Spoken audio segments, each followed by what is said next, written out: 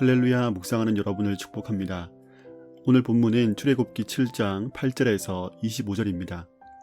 재앙을 행하시는 하나님의 마음이라는 제목으로 묵상을 나누겠습니다. 8절부터 13절까지는 모세와 아론이 바로 앞에서 지팡이가 뱀으로 변하는 이적을 보입니다. 하나님은 바로가 이적을 보이라고 말할 텐데 그때 지팡이를 던져서 뱀이 되게 하라고 말씀하십니다. 하나님의 말씀대로 바로 앞에서 이적을 보일 때에 바로의 요술사들도 그와 같이 행하지만 모세의 지팡이가 요술사들의 지팡이를 삼킵니다. 그럼에도 바로는 모세의 말을 듣지 않습니다. 14절부터 19절까지는 여호와께서 모세와 아론에게 나일강이 피로 변하는 기적을 행하라고 말씀하십니다. 하나님은 모세와 아론에게 바로가 나일 강가로 나올 텐데 그에게 하나님께서 내 백성을 보내라고 하신다고 말하고 나일강을 피로 변하게 하실 것을 전하라고 말씀하십니다. 또한 아론에게는 지팡이를 모든 물 위에 내밀 것을 명령하라고 하십니다. 20절부터 25절까지는 모세와 아론이 여호와의 명령대로 행합니다. 나일강이 피로 변했습니다. 고기가 죽고 악취가 나서 사람들이 물을 마시지 못하는 상황이 닥칩니다. 그러나 애굽의 요술사들도 같은 일을 행하는 것을 보고 바로의 마음이 완악해서 모세의 말을 듣지도 않고 관심도 가지지 않습니다. 오늘 본문에는 두 가지 이적이 나타납니다. 첫 번째는 모세의 지팡이가 뱀으로 변하는 사건이고 두 번째는 나일강이 피로 변하는 사건입니다. 첫 번째 사건은 징벌로서의 역할을 하지 않기 때문에 열재앙에 포함되지는 않습니다. 그렇지만 첫 번째 이적에는 전체 열재앙에 대한 서두로서 상징성을 가집니다. 자료에 의하면 고대 이집트의 수도 룩소르 지역의 유적지에는 신전과 파라오의 무덤 벽화에 많은 뱀들이 그려져 있었다고 합니다. 특히 코브라는 바로의 왕관에 장식될 정도로 중요한 신이었습니다. 하나님의 지팡이가 바로의 지팡이를 삼켰다는 것은 하나님의 권능이 바로의 권능을 완전히 압도한다는 사실을 알려주고 있는 것이죠. 또한 하나님의 역사와 인간의 술수는 겉으로 보기에 비슷한 것 같아도 본질적인 의미와 목적의 차이가 있음을 알 수 있습니다. 그런가 하면 첫 번째 재앙으로서 나일강이 피로 변하는데요. 애굽에서 나일강은 생명줄과 같았습니다. 물 자체도 정말 중요하지만 나일강에 사는 많은 물고기들은 애굽 사람들의 식생활에 중요한 것들이었죠. 첫 번째 재앙으로서 나일강을 선택했다는 것이 의미 있게 다가오기도 합니다. 많은 히브리 아기들이 이 나일강에서 생명을 잃었었죠. 나일강으로 히브리 민족을 삼키려고 했던 바로가 이제 나일강을 통해서 징계를 받게 되는 것을 보게 됩니다. 지팡이가 뱀으로 변한 이적이나 나일강의 재앙을 보고서도 바로는 그 마음을 돌이키지 않습니다. 백성들은 극심한 고통을 느끼면서 마실 물을 찾아서 헤매는데 바로는 이 일에 관심도 가지지 않고 궁으로 들어가 버렸다는 대목이 눈에 들어옵니다. 모든 것을 줄 것처럼 말하지만 정작 아무것도 해줄 수 없는 세상의 왕과 자신의 백성의 신음소리에 응답하시는 하나님이 대조되어서 보입니다. 본문 가운데서 알게 되는 하나님은 참된 기적을 행하시는 분입니다.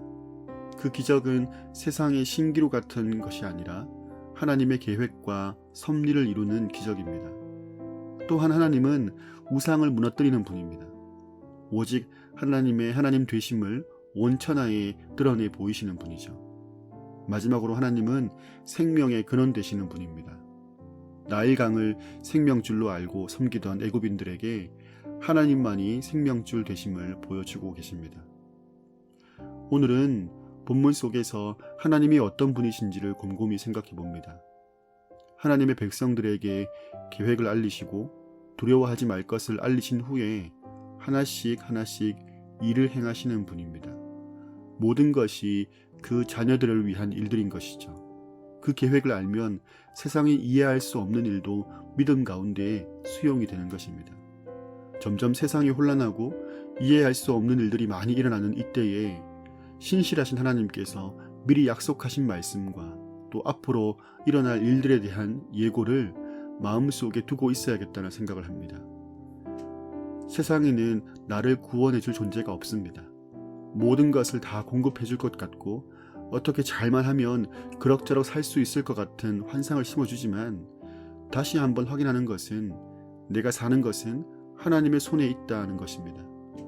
바라기는 이 하루를 사는 동안에 이 모든 일을 행하시는 하나님의 마음이 당신의 백성을 구원하시기 위한 과정임을 바라보면서 세상의 요동함에 두려워하지 않는 믿음을 가지고 살기를 소망합니다. 오늘도 묵상하는 여러분을 축복합니다. 오늘 함께 나눌 찬양은 하나님의 음성을입니다.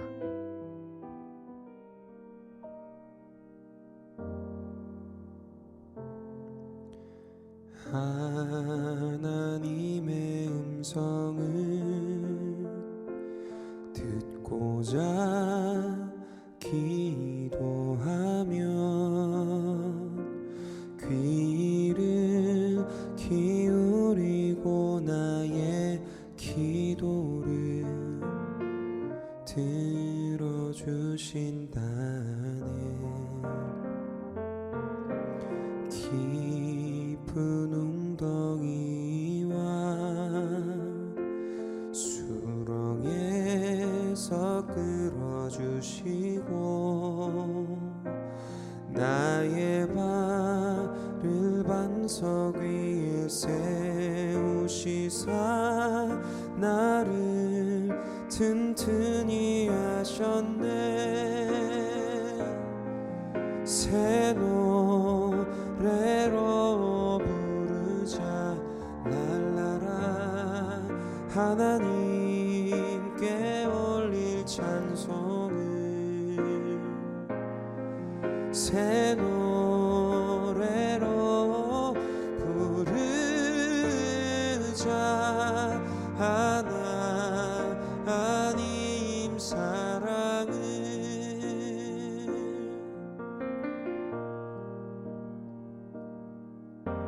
주를 의지하고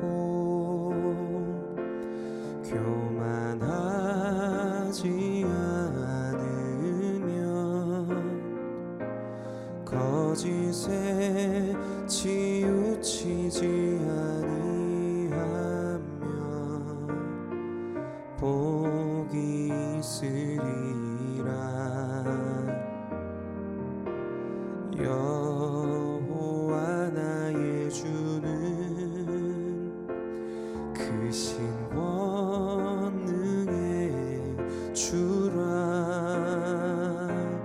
그의 크신 권능으로 우리들을 사랑하여 주시네.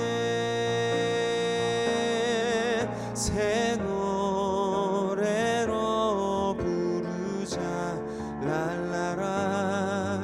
하나님께 올릴 찬송을 새 노래로 부르자